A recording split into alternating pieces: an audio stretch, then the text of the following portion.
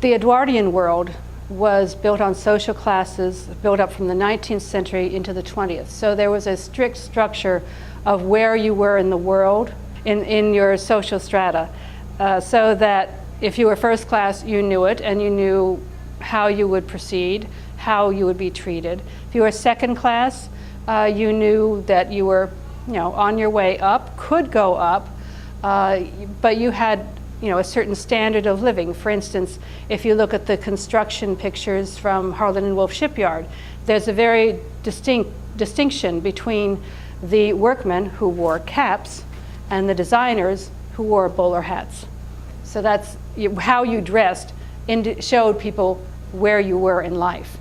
Third class, you would have everyone considered being well dressed to be appropriate, but what you might have in third class is people wearing costumes of their nations or slightly different costumes, not what you would find just in America or in Europe, because you had people from Scandinavia, from Lebanon, many other places, and they might have dressed slightly differently, but always dress was a way of telling the world that you cared for yourself no matter what your station in life.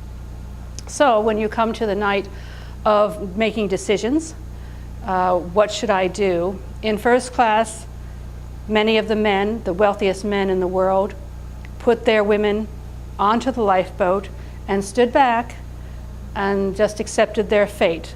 Some of them even dressed in dinner clothes to be prepared to meet their end.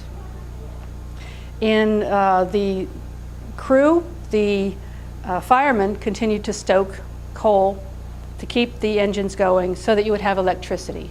If you didn't have electricity, it's likely most people wouldn't have gotten off the boat. So they kept electricity going so that you could have lights so you could see what you were doing as the ship was sinking, which it steadily was, all during the night as they loaded the lifeboats. The postal clerks, they continued to try and save the mail. That was their goal. That was their duty. They signed on to do that. They never left their posts.